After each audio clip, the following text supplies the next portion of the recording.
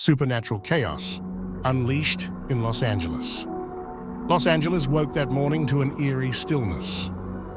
The usual hum of traffic was absent, and the skies were heavy with dark, swirling clouds. As the city began to stir, a violent tremor tore through the ground. Buildings swayed, roads cracked, and the iconic Hollywood sign tilted precariously.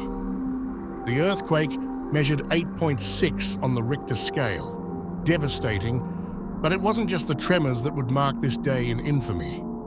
In the heart of downtown, a massive fissure split open, revealing a forgotten cavern beneath the city. It was no ordinary rift. Strange, glowing symbols lined the jagged walls, and a cold, unnatural wind howled up from the depths. As the last aftershock subsided, the fissure began to pulse with an ominous red light. By sundown, reports of bizarre occurrences flooded emergency lines. Shadows moved with minds of their own. Whispers echoed in empty alleyways, and flickering streetlights cast long, ghastly figures.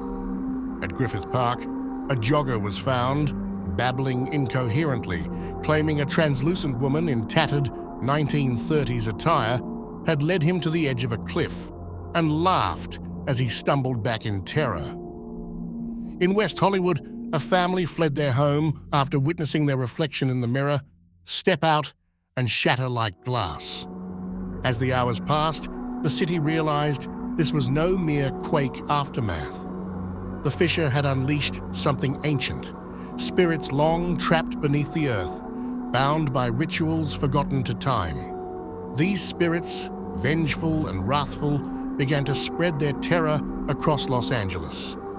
A spectral cowboy haunted the Walk of Fame, his six-shooter firing ghostly rounds that passed through the living but left a chill that froze their blood. At Venice Beach, a towering skeletal figure rose from the sand each time the tide receded, its hollow eyes scanning for prey. But the most feared apparition was the Faceless Choir. At midnight, they emerged from the fissure, a group of 12 ghostly figures dressed in black, with smooth, featureless faces. They moved silently through the streets, and those who heard their mournful humming would soon vanish, their screams echoing faintly as if from a great distance. City officials called for calm, but panic erupted. The LAPD and National Guard were no match for the supernatural. It wasn't until an elderly historian named Eleanor Soto came forward with an ancient manuscript that hope flickered. The manuscript told of the Wardens of the Rift, a secret society that had once contained these spirits through a powerful ritual.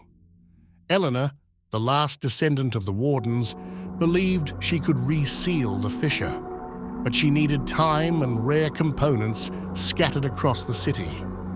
As dawn approached, a small group of volunteers, including firefighters, a tech-savvy teenager named Mia, and a disillusioned priest, Father O'Reilly, banded together to help Eleanor. They raced against time, dodging spirits and gathering what was needed: sacred herbs from an abandoned monastery, a silver relic from a crumbling museum, and finally, an ancient tome hidden in a downtown library, now overrun with ghostly librarians who whispered secrets of the dead. With the ritual prepared, the group made their stand at the fissure. The Faceless Choir, sensing their plan, surrounded them, their mournful hum growing louder. As the spirits closed in, Eleanor began the chant, her voice steady despite the growing terror.